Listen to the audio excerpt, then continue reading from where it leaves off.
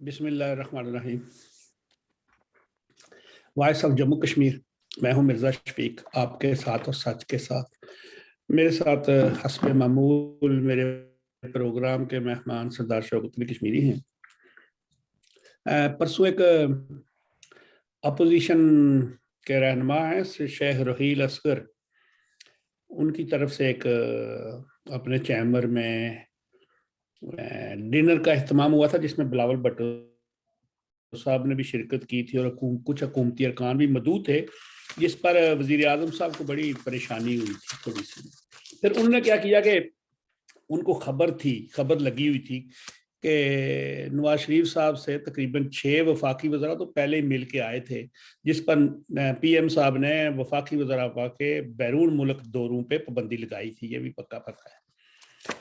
उसके बाद कोई 30 लोग हैं जो नहीं आ रहे या जिनको अभी तक हुक्म अज़ा नहीं हुआ, हुक्म सदा नहीं हुआ, तो उनके बारे में वज़ीर आज़म साहब को पता लगा। उन्होंने उस्मान बज़दार साहब और वो इन लोगों की ड्यूटी लगाई, महमूद खान साहब वगैरह की, लेकिन वो लोग फिर भी नहीं आए। तो उनको पता लगा, तो फिर वज़ीर आज़म साहब ने खुद भी काफ़ी कोशिश शुरू की। लेकिन कहते हैं ना कि शौकत साहब मेरे साथ ज़रा कभी कभी कहते हैं कि आप पंजाबी में बात करते समय में पहाड़ी गल कर लगा। पहाड़ी कहते हैं कि मरना मरी गया पर आकड़ नहीं भजी, यानी उसने जो अकड़ा हुआ था वो असल वो थोड़ा सा एक कौमीती मसला आ जाता है। मैं वो बात नहीं करता, किसी का दामाद था ना, तो वो ससुराल गया, तो दामाद बड़ा आकड़ आकड़ के चलता था, तो सास ने कहा कि पुत्र सर्दी बड़ी है, तुम नीचे सो जाओ। कहने लगा नहीं मासी, मैं तो ऊपर ही सहसा कोठे पर। अब वो हमारी पहाड़ी इलाके की सर्दी, वो बेचारा गया हुआ था कहीं इधर से, वो गया ऊपर सो गया, तो वो उसका मुंह खुला रहा ना हंसने की पोजीशन में, तो अकड़ के मर गया। तो सुबह उन्होंने कहा जी और सारिया गल्लां पर साड़ा जमाई जरा मरनिया मरी गया, पर मुंह मेरे हासा नहीं छोड़िया। वो साहब है प्राइम मिनिस्टर साहब का। आज वो कहते हैं ना कि कैसा कैसा रंग दिखाता है वक्त। जनरल फैज साहब की ताकत का मुझे आज पता चला है कि जनरल साहब में कितनी ताकत थी, कि आज उनके जाने के बाद परवेज खटक साहब जैसे कमजोर से बंदे, नईफ हो ऐसे, वो भी अब आंखें दिखाने लगे और बचपन के दोस्त भी हैं पीएम साहब के। खैर, ये तो बात आप शौकत साहब से बात करेंगे। आज पाकिस्तान नेवी ने इस्लामाबाद हाई कोर्ट के फैसले के खिलाफ अपील कर दिया, चैलेंज कर दिया उसको फुल बेंच में। उन्होंने कहा जी वो सिंगल बेंच ने जो दिया था मनाल रेस्टोरेंट का, उसको ये खत्म मतलब करे। सिक्योरिटी कमेटी ने जो फॉरेन फंडिंग केस थी, उसने इलेक्शन कमीशन के हुक्म के मुताबिक अपनी रिपोर्ट नहीं बनाई, खिलाफ वर्जी की है। उसने जो अकाउंट छपाए हैं 28 अकाउंट, उसमें 2 अरब और 20 करोड़ की जो रुपये हैं वो असल में फॉरेन फंडिंग में आते हैं।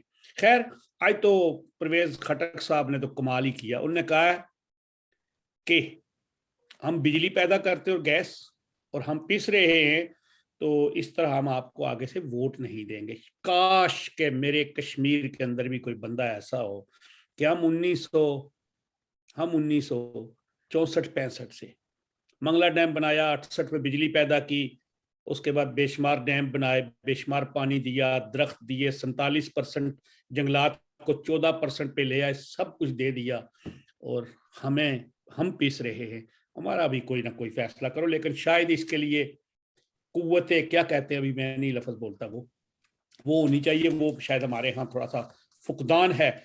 और मुंशी प्रेमचंद का एक मकूला था कि दौलत की वजह से आदमी को जो इज्जत मिलती है वो इसकी नहीं बल्कि उसकी दौलत की होती है। तो वजीर आजम साहब ने कहा खटक साहब को मैं ब्लैकमेल नहीं हूँगा, मैं कौन सा आपसे रोजाना वोट मांगता हूँ, लेकिन आप मांगते थे नहीं, लेकिन अब आप मांग रहे हैं। तो हम चलते हैं शौकत साहब। अस्सलाम वालेकुम जी। जी वालेकुम सलाम, वालेकुम सलाम। और जनाब, क्या हाल है, खैरियत है? खैरियत है, बिल्कुल ठीक ठाक है। ये जो आपने परवेज खटक वो साहब। सियासत तो सियासत है। कभी जी, कभी बड़े बड़े कमजोर बंदे जो बड़े बड़े जी। नहीं, बेसिक आज तो तरीके जो है परवेज ना, खटक साहब ने तो हल्ला कर दिया। देखें, जिस्मानी तौर पर दुबला पतला होना कोई ऐब भी नहीं है और कोई दिलेरी या बुजदिली की निशानी नहीं होती। बेसिकली इंसान में करेज होना चाहिए सच बोलने का। मैं आपको बताऊं कि परवेज खटक साहब जब वजीर आला थे खैबर पख्तूनख्वा के, जी। तो बिजली का जो हिस्सा था, जो रॉयल्टी थी, वो उनको नहीं मिली। तो वो जनाब हैं एक हाथ में छड़ी लेके, तो वो इस्लामाबाद पहुंच गए और उन्होंने कहा मैं यहाँ से हम्म। उस वक्त तक नहीं उठूंगा जब तक के पूरी हमारी रॉयल्टी हमें ना दी जाए पर खैबर पख्तूनख्वा को। और मैं आपको बताऊं कि वो रॉयल्टी लेके यहाँ से उठे थे। तो ये तो मानना चाहिए कि बाकी बशरी कमजोरियां अपनी जगह पे, लेकिन परवेज खटक साहब जो है वो बात तो करना जानते हैं। और ये जो आपने वाकया सुनाया है, इत्तेफाक से मैंने भी वो जंग अखबार में, चूंकि ये सारी अंदरूनी कहानी के अनवान से छपी थी, तो ये सारे सवालात हैं परवेज खटक साहब ने प्राइम मिनिस्टर की मौजूदगी में उनको सुनाए।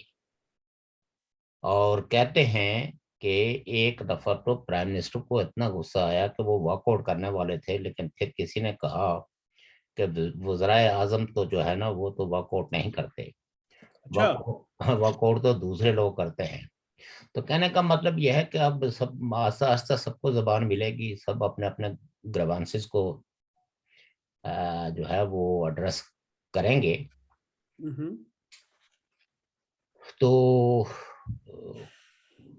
जो कहते हैं ना कि जो उन्होंने जो बादशाही कायम की थी, कि जिसमें वो प्राइम मिनिस्टर हाउस से होकर सबको गालियां और सबको जेलों में डालना, और जेल के कैदियों को जो मैनुअल के मुताबिक सहूलतें मैसर हैं वो छीन लेने के दावे, अगरचे वो छीन किसी से भी नहीं सके लेकिन ये दावे तो उन्होंने आम किए। बल्कि मजीद दे दी जी, बल्कि मजीद दे दी सहूलतें। वो मसला ये है कि ये इख्तदार आनी जानी चीज है, लेकिन इख्तदार में हूं तो तब भी होश हवास को कायम रखना चाहिए, और इख्तदार में ना हूं तो तब भी ये इंसान को एतदाल में रहना चाहिए। और जब आपको ताकत मिले तो कुछ ऐसी अच्छी रवायतें कायम की जानी चाहिए जो रवायतें आपको इख्तदार से बेदखल होने के बाद भी लोग याद करें।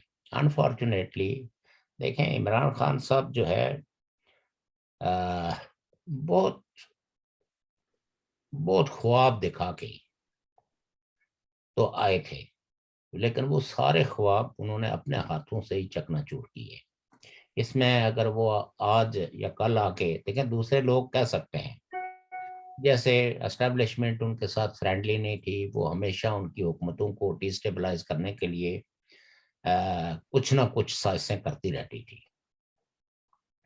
लेकिन इमरान खान साहब को तो बड़े मान के साथ जो है ना एस्टेब्लिशमेंट आई थी, और इमरान खान साहब ने उनके बिया पे अपने अगले इलेक्शन जीतने का ऐलान कर दिया था। मे बी ये आप उनको ये देखना चाहिए था कि इक़्तिदार में लाने के लिए जहां ताकतवर हाथों की जरूरत है, तो वहां आवाम के वोट की भी जरूरत है। और जिन आवाम से आपने वोट लेना है, असल मसला क्या था कि वो अपने आप को आवाम के सामने जवाबदेह नहीं समझते थे।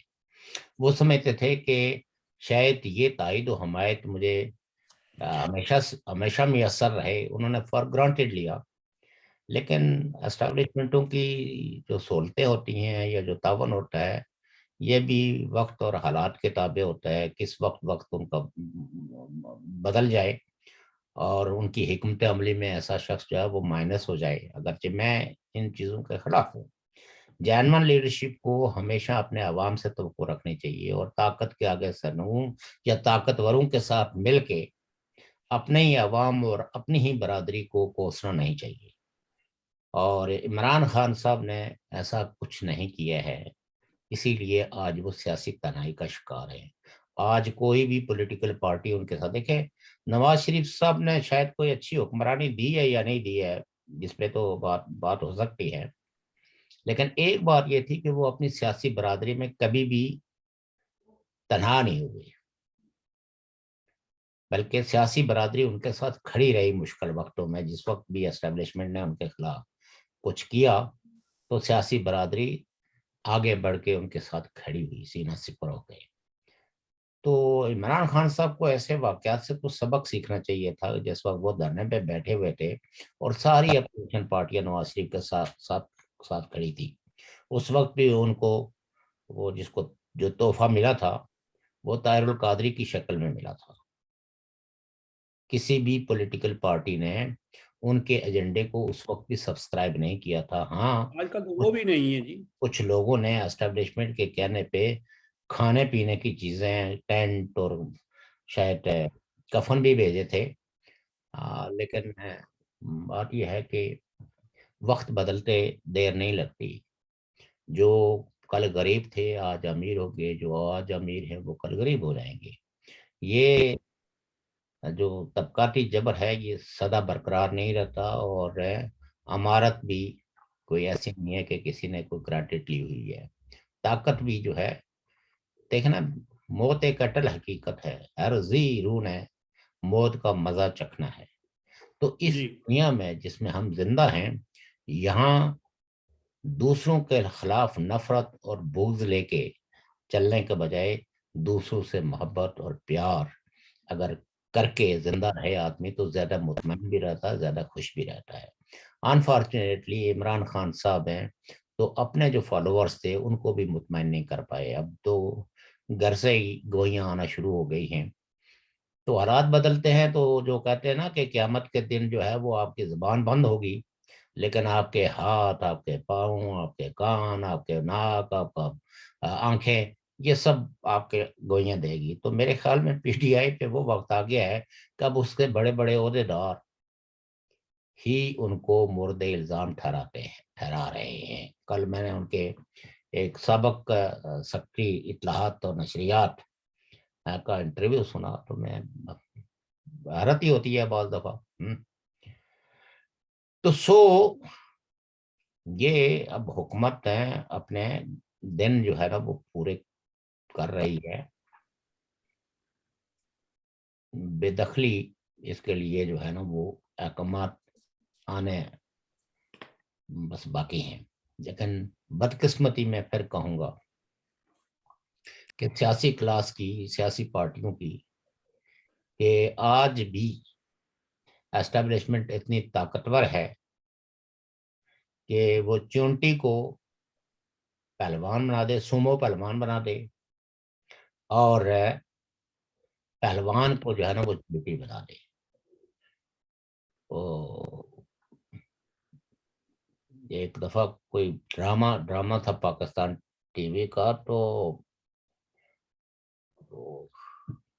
किसी ने एक वो उसको पीटते हुए ला रहे थे, इसको, हाथी को, और वो चीख चीख रहा था और वो कमेंट्री कर रहा था कि ये कह रहा है कि मैं हाथी नहीं हूँ, मैं बकरी हूँ।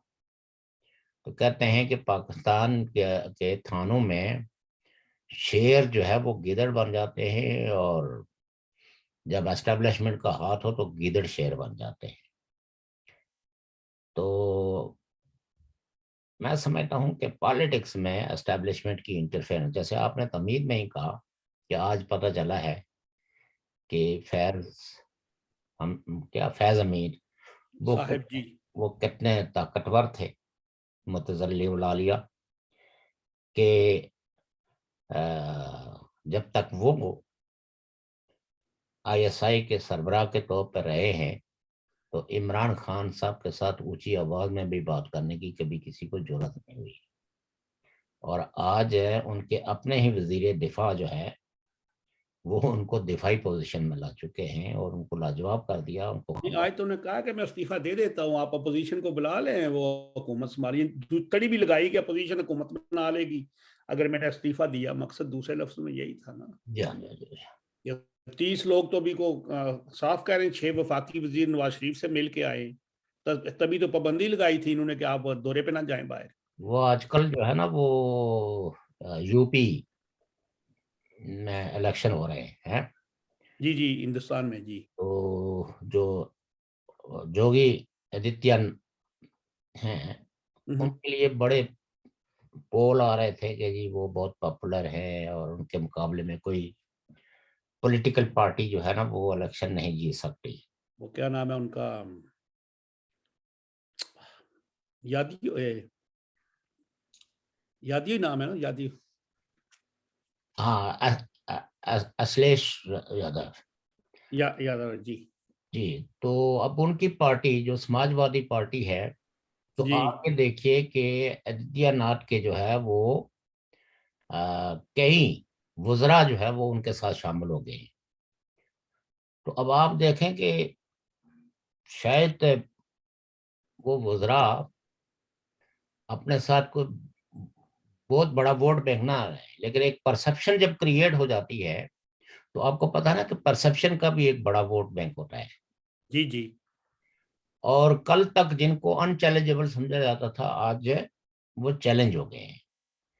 तो इमरान खान साहब तो किस बात की मूली हैं, वो तो पहले भी उनके लिए तो अपोजिशन यही कहती थी ये सिलेक्टेड है। और बाहर की दुनिया भी उनको कोई पाकिस्तान का जेन्युइन नुमाइंदा नहीं समझती थी, इसीलिए किसी भी हुकूमत ने उनको इस पूरे टेन्योर में कोई दावत नहीं दी, कोई सरकारी मेहमान नहीं उनको बनाया। और जिस यूरोप को वो सबसे ज्यादा समझते हैं, इस यूरोप के किसी भी मुल्क ने उनको नहीं मदऊ किया। नहीं, वो तो वैसे भी नहीं ना, मुल्क के वो कहते हैं कि मैंने बस मुल्क का काम करना है, मुल्क की जिम्मेदारी है, मैं बाहर जाऊंगा ही नहीं। ठीक है, लेकिन गे तो है ना। हकीकत ठीक है। बिल्कुल ना मान जाते तो लेते हैं। हम फिर भी कहते, लेकिन गे भी है। तो एनी हो, जो पाकिस्तान के शख्स अपने, हालात, पाकिस्तान के हालात जो है वो इस बात का इजहार कर रहे हैं कि अभी भी पाकिस्तान की एस्टेब्लिशमेंट बहुत ज्यादा ताकतवर है, और वो पॉलिटिकल फोर्सेस को मैनेज भी कर सकती है, मनोवर भी कर सकती है। और अब पाकिस्तानी एस्टेब्लिशमेंट ने यह भी बताया कि ये जिन अदालतों को आप अदालतुल आलिया और अदालतुल उज़्मा कहते हैं, ये उज़्मा और आलिया भी हमारे पाँव की ही खाक है। कि थोड़ा सा, वो हमारे एक रहनुमा होते थे ना, तो वो कहते थे कि ये जो हमारे एक लीडर थे असेंबली के मेंबर जो 1934 के इलेक्शन में जीते थे, जिनको खाना पुंछ भी कहा जाता था, पलंदरी से रहने वाले थे ये। तो वो कहते हैं कि उन्होंने सब लोगों को कहा था कि तुम चुप चुप रहो, बोलो नहीं, मुझे सुनो, मैं आपको सुनाता हूँ। तो उन्होंने कहा मैं बस से पढ़ के आ गया, तो मैंने कहा नहीं, लोगों को कहा कि तुम भी बोलो। तो अब वो पुंची जबान में कहते हैं कि जनाब इनको बोलने का क्या हक दिया कि आप मुंह पोछते हैं, यानी मुंह नोचते हैं। तो बात यह है तो कि ज्यादा ही हक दे दिया। हैं, तो ज्यादा ही इसलिए हक अब दे दिया। आप वो जो इस्लामाबाद हाई कोर्ट ने जो फैसला दिया ना, वो हम्म। नाल रेस्टोरेंट को सील करने का और सेलिंग क्लब को जी बंद जी। करने का, और सीडीए को जो कहा कि इन सबको टेक ओवर करके इनको ताले लगाए। ताले तो उन्होंने लगा दिया वैसे जो है ना मनार रेस्टोरेंट को। लेकिन आज जो पहुंची है जनाब वो अफवाज जी रेमेडी लेने के लिए कोर्ट में, और इंट्रा कोर्ट एक अपील दायर करने की कोशिश की।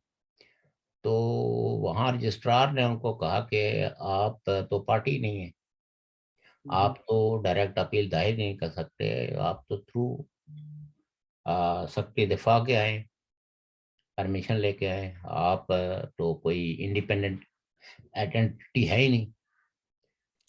तो अब जाहिर है कि वो जनाब उनकी तो वो पहली जो एप्लीकेशन है, अब आप ये देखिए कि इन सारे इदारों ने बड़े बड़े वकला हायर किए हुए हैं, लेकिन इनको ये पता नहीं है कि हम कोर्ट में जा सकते हैं या नहीं जा सकते, हम कोई अपील अपने तहत कर सकते हैं या नहीं कर सकते। ये भी हो सकता है कि थोड़ा, देखिए ये फैसला कल क्या होगा हमें पता है, ये आपको ही पता है। ये दोबारा खुलेगा, इसमें कोई, क्योंकि सिंगल बेंच का फैसला है, डबल बेंच, फिर अदालती निजाम इतना लंबा है कि वो स्टे खत्म हो जाएगा, फिर ऐसे लगेगा लंबा। लेकिन ये भी तो है ना कि कई दफा अदालतों को भी पता था ना, आप बड़े बारोब हैं, आपने हमारी ये दरखास्त भी खत्म कर दी, हमने ये भी किया, फिर हमने ये कानूनी तकाजे पूरे किए, हमने ये किया, थोड़ा सा एक सोना सा। नहीं देखें ना, बात ये है कि एक कोर्ट, सिविल कोर्ट की एक लिटिगेशन होती है कब्जा मुखलफाना, यानी जी। आपने किसी जमीन पे कब्जा किया, चाहे वो किसी की मलकियत ही थी, हम्म, और 30 साल तक उस पे अपना कब्जा बरकरार रखा। जी। तो 30 साल के बाद आप जो है वो पोजेशन की, यानी मलकियत की डिग्री के लिए अदालत से रुजू हो सकते हैं, जो उसको आपको डिग्री मिलेगी। हम्म, लेकिन वो 30 साल तक आपको मुसलसल नकल जमाबंदी, खसरा गर्दावरी और वो कास्ट, वो सब कुछ आपको प्रूफ करना होता है। यहाँ तो ये है कि ये इस क्लब की जो उम्र है वो तो है ही 10 साल की। लेकिन उससे पहले ये मेरा ख्याल है ये कोई रकबे का मसला ये भी है कि अब ये वो जो सुना सुनाई है, सुनी सुनाई ये है कि जनाब, मैं वो मैंने कल भी आपको बताया था कि 1860 में जो ब्रिटिश ब्रिटिश आर्मी आर्मी के ने दौर में ये कोई इन अ, इलाकों को ब्रिटिश आर्मी के लिए मुख्तस किया गया था। लेकिन आप ये देखें ना कि ये शवाहिद बताते हैं कि कभी भी इन इलाकों पे ब्रिटिश आर्मी के कोई निशान नहीं है। ये उनकी डिक्लेरेशन थी। और महकमा माल के कागजात में कौन सी जमीन किसकी है, यानी पुश्ता पुश से, और कब ये जमीन जो है ना वो सरकार की जमीन बनी, कब ये जमीन जो है वो इसमें किसी किस्म की तामीर जो है वो ममनुआ करार दे दी गई। तो कोर्ट ऑफ लॉ में तो इनको ये, चूंकि जो लॉ मौजूद है जिसकी रोशनी में सिंगल बेंच चीफ जस्टिस ने फैसला दिया है, तो उसके मुताबिक तो ये जमीन जो है ना वो नहीं है इनकी। क्योंकि रेवेन्यू रिकॉर्ड में जब आपका आपके नहीं है आपके नाम, या आर्मड फोर्सेस के लिए वो मुख्तस नहीं है, और इवन अगर आर्म्ड फोर्सेस के लिए मुख्तस भी हो तो वहां बिजनेस करने का हक तो आर्मी को है ही नहीं। लेकिन अवाम की सहूलत के लिए कुछ अगर रेस्टोरेंट बनाया जाए तो गुनाह भी नहीं है जी। हाँ जी, वो तो बिल्कुल, आप जाके वहाँ पिए, चाय पिए, रोटी खाएं, और उस क्लब में जाके गोल्फ खेलें, और वो एक अच्छा साफ सुथरा जगह मिली हुई है। वैसे अगर कोई अच्छा सा पटवारी देख ले तो कोई मसला नहीं, ये काम हो जाएगा। कोई पुराना पटवारी देखे ना, पुराना वो क्या कहते हैं, गुरमुखी तहरीर होती है, वो कौन सी होती है जो लिखते हैं जी? हाँ जी, वो वो हमारे इलिस्ट्रेट। कई तो हमारे बड़े बड़े जज नहीं वो तहरीर पढ़ सकते, वो कहते हैं अच्छा पटवारी साहब दोबारा पढ़ के सुनाओ। यानी वो है, वो जो है ना, वो तहरीर जो है, वो तहरीर जो है ना, मुझे इस वक्त असल में एग्जैक्ट वो नहीं है कि वो गुरमुखी में है या संस्कृत में है, लेकिन बहरहाल वो कोई इन दो बहन भाई में से है कोई। पटवारियों की वो लैंग्वेज खासी, लेकिन जो एक्सपर्ट सिविल साइड के बुकला होते हैं वो नहीं, काफी जो दीवानी केस को जो पढ़ने वाले हैं वो तो पढ़ लेते हैं, पढ़ लेते हैं। तो लेकिन एनी जोड़े एनी हो, इसमें कोई ऐसा सबूत ये नहीं पेश कर सकते सवाए कोई डिक्लेरेशन जो जो ब्रिटिश आर्मी के वक्त का हो। लेकिन भाई उसके बाद इन इलाकों को डिमार्क करके इनको करार दिया गया है कि यहाँ किसी किस्म की कोई कंस्ट्रक्शन नहीं हो सकती। लेकिन ये तो फिर पूरा ओके इस्लामाबाद उसमें आता है शौकत साहब।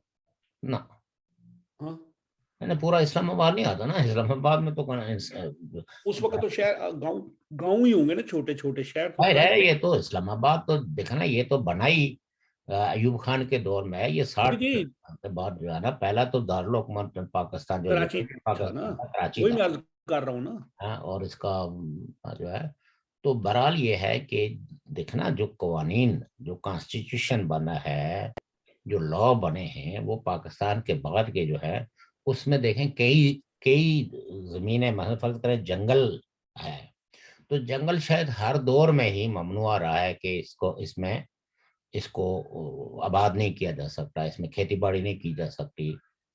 लेकिन एक वो जंगल जिसमें दरख्त जो है ना वो खत्म हो गए, और वो किसी की जमीन के साथ है तो उसको खालसा डिक्लेयर किया गया। सारा जंगल खालसा तो नहीं होता ना, जंगल नहीं। के साथ वो जो खालसा होता है वो सरकार का होता है। जी। और फिर एक कानून बना कि अच्छा भाई, जिन लोगों के पास बिल्कुल जमीनें नहीं है, सर छुपाने के लिए जगह भी नहीं है, तो जी। वो खालसा सरकार से कोई 2 कनाल की जमीन जो है ना वो अपने नाम अलाट करवा सकते हैं। लीगली 2 कनाल अलाट होती है, लेकिन क्या होता है कि वो इंक्रोचमेंट होते होते वही जमीन 60 कनाल भी बन जाती है। जी। और वो कभी भी उनकी जो है ना कानूनी जमीन नहीं होती। फिर जो वो पटवारी से लगातार अगर उस दौरान कोई ये कह दे कि ये जमीन, या सरकार उसका एक्शन ले ले, तो उस पे आपकी कोई दाद रस्सी नहीं होगी। लेकिन अगर आपने उस खालसा सरकार में 60 साल तक अपना कब्जा रख लिया, तो फिर कवानीन बदल जाते हैं। लेकिन कानून तो, कुछ कानून तो बने हैं ना पाकिस्तान के बाद। जी। जी। कुछ जगहों को फर्ज करेंगे, जैसे अजीज भट्टी पार्क है कराची में, तो अजीज भट्टी पार्क को शुरू से तो नहीं था ना। जिस वक्त गवर्नमेंट ने उसको बना लिया तो it was for the public. अब ठीक। अब आप उसके किसी हिस्से को एनेक्स नहीं कर सकते, इनक्रोच नहीं कर सकते। करेंगे तो कानून की जद में आएंगे। कानून हम्म। किस वक्त अपना कोर्स लेता है, ये कहना जरा थोड़ा मुश्किल है पाकिस्तान के कॉन्टेक्स्ट में। लेकिन अब कानून ने अपना कोर्स ले लिया है, एक जज साहब ने एक मौका दे दिया है, तो अब दूसरे इंट्रा कोर्ट भी तो बेसिक फैक्ट्स को देख के ही तो कोई आगे फैसला करेगा ना। चलो देख और लेते हैं। और ये भी देखना होगा, क्योंकि इससे पता ये चलेगा इंट्रा कोर्ट में कि अगर उन्होंने स्टे ऑर्डर जारी कर दिया हम्म। तो फिर शायद धक्का धक्की से वो अपने कारोबार को जारी रखे। लेकिन कई कोर्टों के फैसले आ चुके हुए हैं, जिसमें आर्मड फोर्सेस के लिए ये कहा गया, तीनों मुसल्ह अफवाज के लिए, कि ये बिजनेस पर्पसेस के लिए किसी किस्म की कोई जमीन नहीं ले सकते। अच्छा। ठीक है। ये और तो ना, जो हाँ, ठीक। और ना ही प्लाजे बना तो के तो उनको किराए पे लगा सकते हैं या बेच सकते हैं। ये ठीक है। पाबंदी तो अब लग ही गई है। ठीक है जनाब। तो अब आप ये क्या समझ रहे हैं कि ये जो परवेज खटक साहब ने आज जो अपने मलफूजात फरमाए, उसके बाद जो वहां पे और हलचल मच रही है, अभी तो ये सरेआम हो रहा है कि जी 30 लोग जो वजीर दोनों वज़राए आला के दरमियान में राब्ते में नहीं रहे, 30 लोग हैं वो। हम्म। और 6 वजीर जो हैं ये इससे कबल नवाज शरीफ साहब से मिल चुके हैं, और उन्होंने वही टिकट वाली बात कही है। तो उन्होंने कहा जी हम लोग इस पे देखेंगे सीट टू सीट के कहाँ पे कैसे हालात हैं। लेकिन ये और कह कौन रहा है, मियाँ जावेद लतीफ, जिन्होंने एक वो आरफ अपने नकवी साहब है, एक वो चैनल है उनका, हम्म। उनको इंटरव्यू दिया है कि जनाब ये पक्की बात है 30 लोग हैं हमारे साथ राब्ते में हैं। जफर जफर नकवी साहब। जफर नकवी साहब और 6 वफाकी वज़रा, 5-6, उन्होंने कहा जी 5-6 तो वो जो है वजीर नवाज शरीफ से देखिए, मिल बात चुके है हैं। ना, मुस्लिम लीग की तरफ बहुत सारे लोग रागिब हैं, जी। पीटीआई के एमएनएस भी, एमपीएस भी, शायद कुछ वफाकी वजीर भी हूँ। जी। लेकिन इमरान खान की हुकूमत ऐसे नहीं जाएगी जैसे। अदम एतमाद से नहीं जाएगी। देखिए, अदम एतमाद से जा सकती है, लेकिन जो अपोजिशन पार्टियां हैं ना, जी। कल किसी ने टर्म इस्तेमाल की थी, वो होम्योपैथिक अपोजिशन। जी। तो ये होम्योपैथिक अपोजिशन जो है, इसमें देखें, पीडीएम में जी। एक कंसेंसस मौजूद है, लेकिन पीपल्स पार्टी जो है, चूंकि उसकी अपनी सोलो फ्लाइट है। हम्म। अगर खुदा न ख्वास्ता पीपल्स पार्टी ने ये कह दिया कि जनाब इमरान खान साहब के खिलाफ है अदम एतमाद में, हम तो आपके साथ हैं, लेकिन जो अबूरी मुद्दत के लिए, चाहे वो 2 महीने की हो या 4 महीने की हो या 6 महीने की हो, उसमें प्राइम मिनिस्टर हमारी पार्टी का होगा। वो तो मेरा ख्याल है। तो ये इत्तेफाक पैदा नहीं होगा। कुछ कुछ फैसले जो है ना, वो अपोजिशन की अपनी कमजोरियों की वजह से भी डिले होंगे। मेरा तो ख्याल है कि प्राइम मिनिस्टर शायद पीटीआई के अंदर से कोई हो। प्रेफरेबली तो यही होना चाहिए। अगर अगर आपने जमहूरी रवायात को बरकरार रखना है, जी। तो अगर अगर लेकिन पीटीआई, वो तभी है कि अगर वो इत्तेहादी साथ दें। नहीं वो इत्तेहादी तो देखना है, इत्तेहादी तो जिस जिस फोन कॉल के साथ बंधे हुए हैं, वो फोन कॉल आई तो फिर तो फाबिया, और वो ना तो आई फिर तो तो तब भी पीटी फाबिया, तब भी फाबिया। इसलिए कि इमरान खान साहब के साथ तो कोई भी हैप्पी नहीं है उनके रवैये से। नहीं, लेकिन अगर वो काल पे होगी बात तो फिर अगला जो प्राइम मिनिस्टर होगा वो भी फिर उधर से ही होगा।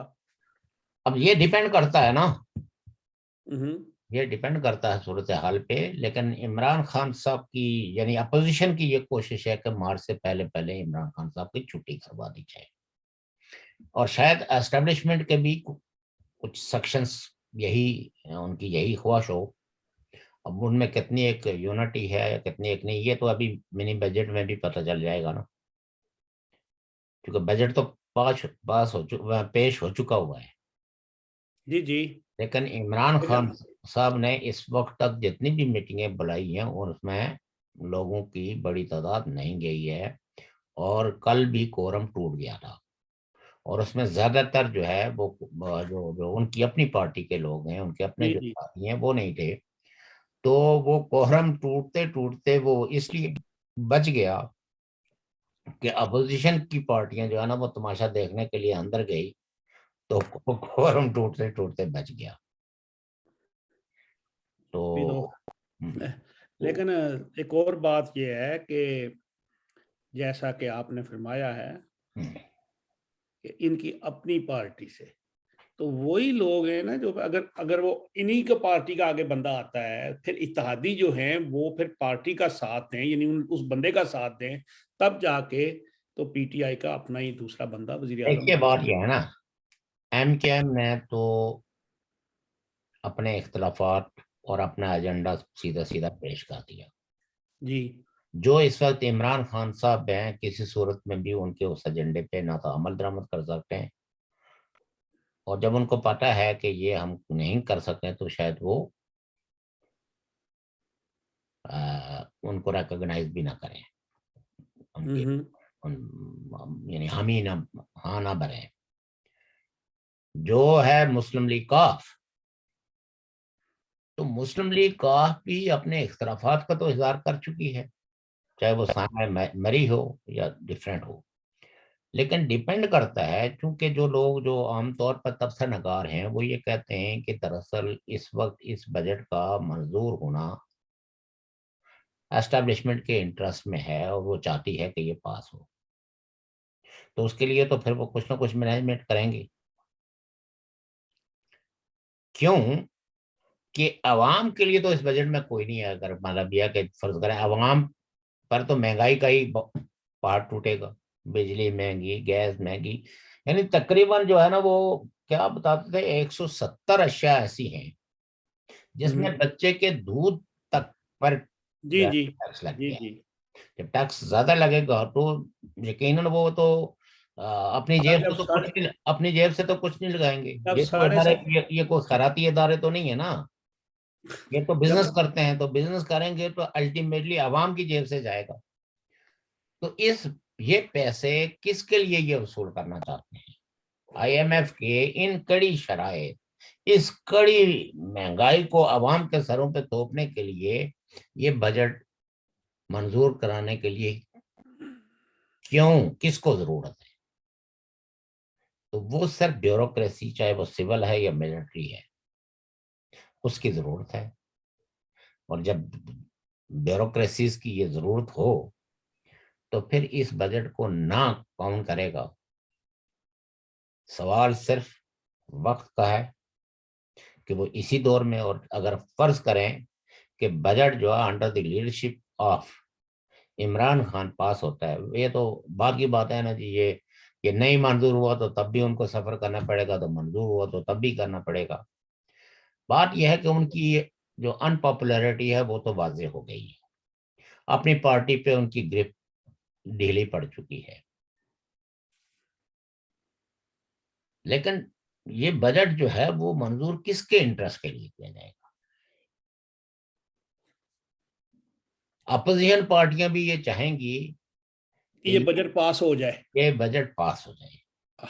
शोर शराबा तो वो बाज़ाहिर करेंगी, तो ज्यादा से ज्यादा उन्हें क्या करना है, उन्हें बाईकाट करना है। तो इन्होंने जो पिछली दफा जो है ना बंदे गिन के कहा कि जी कोरम पूरा है और बजट मन, वो तो ये इसी तरह का कोई ड्रामाबाजी की जाएगी, जिसमें मतलब यह कि कुछ लोग कहेंगे कि जी अक्सरियत नहीं थी, कुछ कहेंगे अक्सरियत नहीं है तो जाके किस्त लेके आ जाएंगे, जिनको किस्त की जरूरत है वो उसको वसूल कर लेंगे। आज एक और और भी।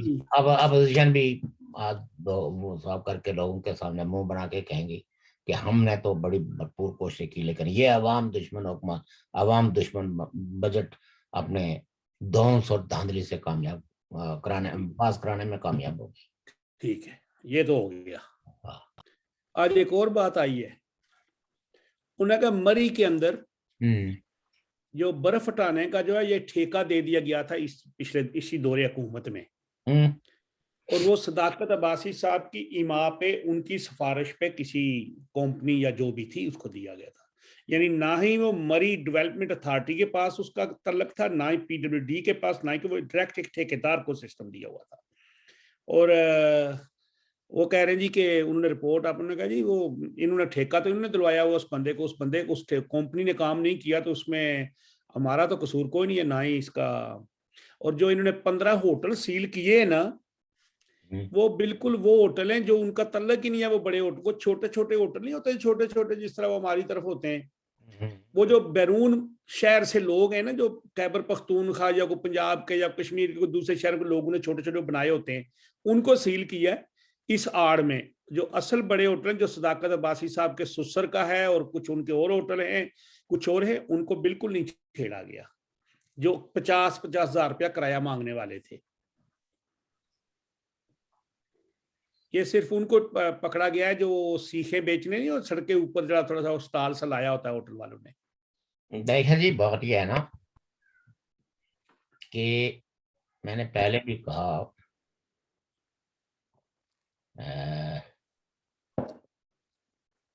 कि इस टूरिस्ट रिजॉर्ट के लिए एक पूरी फुल इंतजामिया भी है और मरी की अपनी बल्दिया भी है। कुछ स्पेशल मशीनरी इस तरह के हंगामी हालात से निपटने के लिए भी इंस्टॉल की गई है। अब यह है कि अगर बर्फ हटाने का, पहली बात यह है कि पाकिस्तान में तो ऐसा कोई ठेका नहीं दिया जाता जो सिर्फ बर्फ हटाए। तो रोडें, सफाई का होगा ना जी। वहां सफाई का होगा ना, तो सफाई तो में यहाँ पे भी सफाई का ही होता है। नहीं, देखें बात यह है ना कि सफाई सुथराई का जो होता है वो ये होता है कि चलो जी किसी इलाके के अंदर जब एक टूरिस्ट की बड़ी तादाद चली जाती है या जाने का इम्कान हो विजिट करने का, तो वहां किसी को ठेका दिया जाए, कोई मतलब पानी पी के बोतल फेंक देता है, कोई मैकडोनल्ड खा के उसका एक कचरा, कचरा उठाने का और ये कचरा चीजें। शचरा उठाने का होता है। बर्फबारी उठाने का जिम्मा जो है ना ये पीडब्ल्यूडी, जो खास करके जो जो रोड क्लियर करने वाला जो इदारा है वो तो परमानेंट है। हमारे यहाँ भी उधर जब बर्फ पड़ती है तो वो ऐसा नहीं है कि जी वो सड़कें साफ करने के लिए किसी प्राइवेट ठेकेदार को उन्होंने हायर किया हुआ, वही महकमे के जो होते हैं सफाई करने वाले, सड़क बेलदार, करने के लिए वो होते हैं, या कुछ परमानेंट कुली होते हैं जो जो बेलदार कहते हैं उनको। जी जी जी बेलदार कहते हैं। तो बहरहाल ये अब जितने मुंह उतनी बातें हैं। नहीं, लेकिन वो तो एक काफी बड़ी चैनल पे बात हो रही है, लेकिन कोई ऐसी लेकिन खाली तो बात लेकिन नहीं हो रही। लेकिन बुनियादी बात यह है कि इस हुकूमत की बेहिस्सी, नेग्लिजेंसी से ये अमवात हुई हैं और लोगों को बहुत मुश्किलात और मसाइल और अल्टीमेटली कई कीमती जानों से लोगों को हाथ धोना पड़ा। ये फैक्ट है और ये हुकूमत इन्वॉल्व है। यानी हुकूमत इन्वॉल्व से मुराद ये है कि हुकूमत की शायद ये इंटेंशन नहीं थी, शख्सियात। बल्कि लोग जब मैं ऐसी हंगामी सूरत हाल पैदा हुई तो इस हुकूमत ने सोने में आफियत समझी, किसी किस्म की कोई सेंसिटाइजेशन नहीं की, कोई इदारों को हुक्म नहीं जारी किया, और पूरी रात लोग सर्दी से ठिठुर के मर गए। अब कभी कार्बन मोनोऑक्साइड का जिम्मा लगाते हैं, कभी किसकी। असल चीज तो ये है कि भाई सर्दी में एक इंसान कितनी देर तक सरवाइव कर सकता है, जब टेम्परेचर माइनस हो, रात हो, जब ऊपर से बर्फ अगर बंद भी हो जाए, कोहरा पड़ना शुरू हो जाता है। आपको पता है बर्फ के बाद कोहरा पड़ता है, जी जी जी जी जी। बर्फ जमना शुरू हो जाती है। तो ये गाड़ियां, जो छोटी छोटी गाड़ियां हैं, ये अगर फर्ज करें कि ये हीटिंग सिस्टम बंद करते तो तब भी तो मरना ही था ना इन्होंने। आज जब पेट्रोल खत्म हो गया होगा तब भी बंद हो हमने गया होगा। हमने तो इन सर्दियों को भुगता हुआ है, इसलिए हमें पता है। हम अपने दफ्तरों में वो जो है कोयला जला के बैठते थे। अंगूठी, जी जी, अंगीठी। आप यकीन जाने के पाँव घुटने जो है ना वो फिर भी ठंडे रहते थे, बावजूद इसके कि गर्म कपड़े, मतलब यह है कि इनर पहन के आते थे। और यहाँ पे अच्छी भली हीटिंग अंदर होती है, हर चीज ठीक है ऑटोमेटिकली। तो कभी कभी पाँव मेरे इतने ठंडे हो जाते हैं, वो एक बैग सा मिलता है तो उसमें अंदर रखे हो तब भी बाद में ऊपर टांगे यहाँ पे हालांकि बड़ा सिस्टम है। तो वहां के तो फिर एक बड़ी कियामत हुई ना जी, कि वहां पे माइनस कितना होगा और फिर वो लोग। तो हाँ, माइनस टेम्परेचर में मतलब यह है कि इन गाड़ियों में तो ऐसी कोई सिस्टम ही नहीं है कि जो सर्दी को रोक सके। और यकीनन इन टूरिस्ट के पास तो ना, अगर मामूली गर्म कपड़े हुए होंगे। वो कल बता रही थी खातून के लोगों ने बालियां दी, बालियां हम्म, उतार के, तो उन्होंने कहा जी ये थोड़े हैं। उन्होंने कहा अच्छा, एक और बात जी, वो परसों तारीख है 18 तारीख जो है ना, आ, 18 किस दिन बनती है? आ, 18 बनती है, ये जो है ना 18 बनेगी तकरीबन ट्यूसडे को। ट्यूसडे को जी। हम्म, ट्यूसडे को 2 तारीखें हैं वहां पे। एक तो वो मरियम नवाज शरीफ वाली हैं, हम्म। और फॉरेन फंडिंग केस का भी वहीं पे ही है उसका, अच्छा, इलेक्शन कमीशन में। तो जो देखिए, अकबर एस साहब है ना जी। इलेक्शन कमीशन में जो केस है ना, इस हाँ, तारीख को कोई ज्यादा बातें नहीं नहीं नहीं नहीं होती नहीं, है। उस पर एक बात सुने ना सर। हाँ। जो अकबर एस बाबर साहब के वकील है ना, असल जो रिपोर्ट मिली है ना, अब उनको अभी मिली थी ना पीछे से, पीछे। तो उन्होंने उसमें कहा है कि जो वो जो हमने निशानदेही की थी ना 2 अरब 20 करोड़ रुपए की, हम्म, वो जो 2.1 मिलियन वाली बात है, डॉलर वाली, हम्म।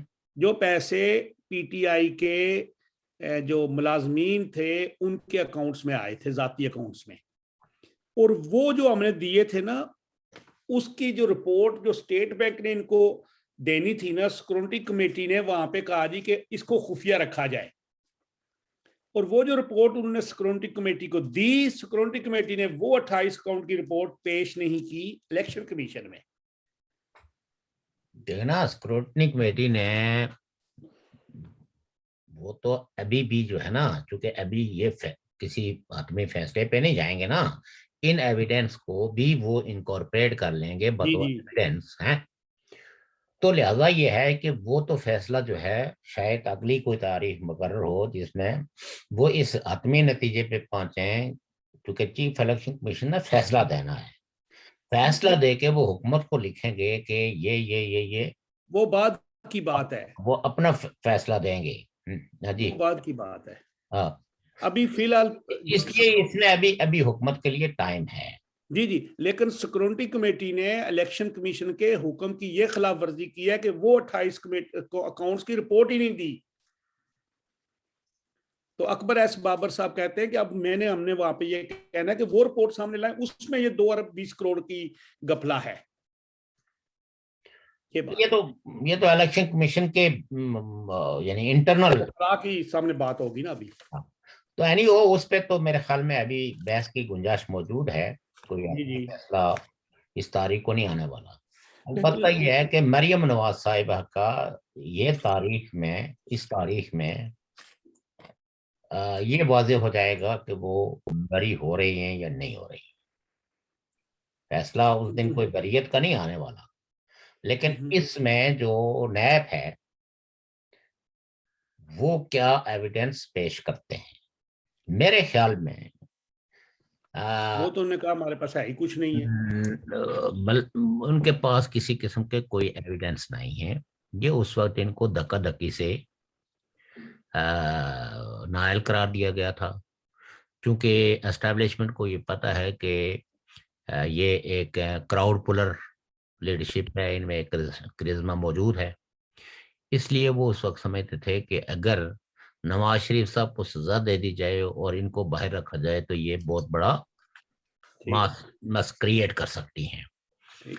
तो अब गालिबन एस्टेब्लिशमेंट के लिए ये भी भलाई इसी में है, और शायद नून लीग भी इसी पे इत्फाक करे कि मरियम नवाज साहिबा बरी हो जाएंगी। मेरी पेशन गोई ये है कि वो इस केस से बरी हो जाएंगी, क्योंकि उस वक्त इनके खिलाफ कुछ भी प्रूफ नहीं हुआ था। एक ही इन्होंने डाला था, वो क्या, वो कैलिफोर्नी जो फाउंट फाउंट पे Boundary। है, जी जी। और वो उस पे इन्होंने कहा जी ये तो मार्केट में 2005 में आया है। लेकिन उसके बानी ने कहा जी नहीं ये पहले भी था। अच्छा। हाँ जी, तो वो भी है अच्छा, बात एक और है। जी। ये भी चलो ठीक होगी बात आपकी, ये हम्म, भी मान लिया। वो परसों चौथ वो बशीर मेमन साहब ने लाहौर हाई कोर्ट के बाद अब जो कुछ कहा प्रेस को, आपको सुन ही दिया आपने कि जी मुझे भी कहा गया था कि नवाज ये शरीफ फैमिली के खिलाफ केसेस बनाएं, ये मनी लॉन्ड्रिंग। तो मैंने कहा ये तो बनते नहीं है, मैं इतना बड़ा ऑफिसर हूँ, मैं बड़ा तजर्बा था मेरा, मैंने वो फाइल देख के कह दिया था नहीं बनती। चलो ये भी बात हो गई।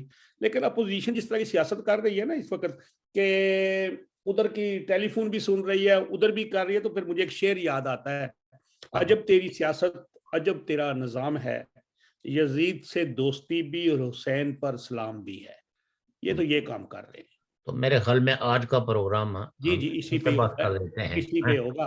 तो मोहतरम नाजरीन सामीन, आपसे इजाजत चाहता हूँ, कल तक हमें इजाजत दीजिए। अल्लाह हाफिज।